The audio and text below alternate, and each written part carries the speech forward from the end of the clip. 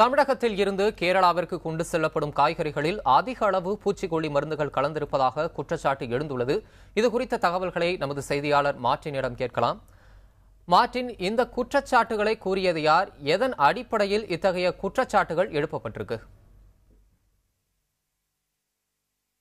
கேரளாவை பொறுத்த வரைக்கும் அங்கே தமிழகத்திலிருந்து கொண்டு செல்லக்கூடிய காய்கறிகள் மற்றும் உணவுப் பொருட்களில், குறிப்பாக விவசாய விளைபொருட்களில் அதிக அளவில் பூச்சிக்கொல்லிகள் கலந்திருக்கு அப்படின்றத அங்கே இருக்கக்கூடிய கேரளாவில் இருக்கக்கூடியவர்களோட குற்றச்சாட்டு. அது இது சந்தேகத்தின் அடிப்படையில் எழுப்பப்பட்டுள்ளது. மேலும் அதாவது அங்கே இருக்கக்கூடிய ஊடகங்கள் மூலமாக இது போன்று அதிகமாக தமிழகத்தில் விளைவிக்கக்கூடிய காய்கறிகளில் பூச்சி மருந்து அடிக்கப்படுகின்றன என அவர்கள் ஒரு ஐயத்தை கிளப்பி இருக்கிறார்கள். இதுதான் தற்பொழுது கேரளாவில் இருக்கக்கூடிய சூழ்நிலை. மார்டின், இந்த குற்றச்சாட்டை அடுத்து கேரளாவிற்கு காய்கறி கொண்டு செல்வதில் ஏதேனும் சிக்கல் ஏற்பட்டிருக்கா?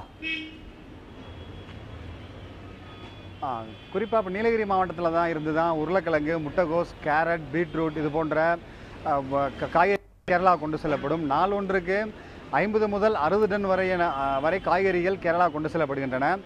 அங்கு கேரளாவில் இருக்கக்கூடிய இது போன்ற ஐயப்பாடு எழுந்த சூழலிலே இதுவரை இங்கிருந்து கொண்டு செல்லக்கூடிய காய்கறிகளில் எந்த விதமான தடையும் ஏற்படவில்லை. வழக்கம் போல மேட்டுப்பாளையம் மார்க்கெட், கோவை மார்க்கெட்டுகளிலிருந்து கேரளாவுக்கு வழக்கமாக கொண்டு செல்வதை போலவே காய்கறிகள் கொண்டு செல்லப்படுகின்றன. அதாவது அங்கே இருக்கக்கூடிய ஒரு சில ஊடகங்களில் செய்திகள் வெளியானதை தொடர்ந்து தான் இது போன்ற ஐயப்பாடு அவர்களுக்கு ஏற்பட்டுள்ளது.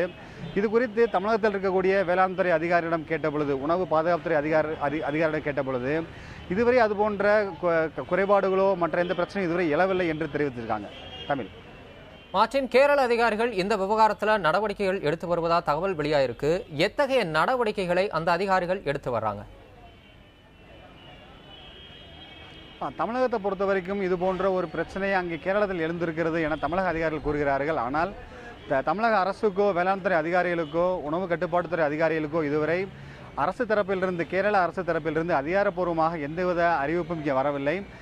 அது மட்டும் இல்லாமல் நிர்ணயிக்கப்பட்ட அளவில் மட்டுமே விவசாயிகளுக்கு தாங்கள் வேளாண் அதிகாரிகள் நிர்ணயிக்கப்பட்ட எந்த அளவுக்கு ஒவ்வொரு விளைபொருளுக்குமே பூச்சி மருந்து தெளிக்க வேண்டும் என அளவுகள் கொடுக்கப்பட்டிருப்பதாகவும், தடை செய்யப்பட்டுள்ள பூச்சி மருந்துகள் தமிழகத்தில் எந்த விவசாயம் பயன்படுத்தவில்லை என தெரிவித்திருக்கிறாங்க.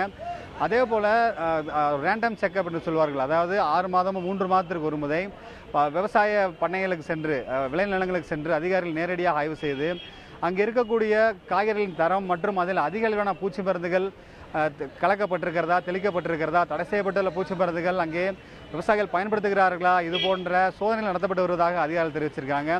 அதனால் இங்கே இருக்கக்கூடிய இது வெறும் யூகத்தின் அடிப்படையிலேயே இது போன்ற செய்திகள் கேரளாவில் பரவப்பட்டு வருவதாகவும், எனினுமே தமிழகத்தில் இருக்கக்கூடிய விவசாயிகள் உற்பத்தி செய்யக்கூடிய காய்கறிகளில் எந்த விதமான தரக்குறைவு இல்லை என்று நம்ம தமிழக அதிகாரிகள் தெரிவிச்சிருக்காங்க. தமிழரசன், தமிழகத்திலிருந்து கேரளாவிற்கு கொண்டு செல்லப்படும் காய்கறிகளில் அதிக அளவு பூச்சிக்கொல்லி மருந்து கலந்திருப்பதாக குற்றச்சாட்டு எழுந்திருக்கிறது. அது குறித்த உங்களுடைய விரிவான தகவல்களுக்கு நன்றி மார்டின்.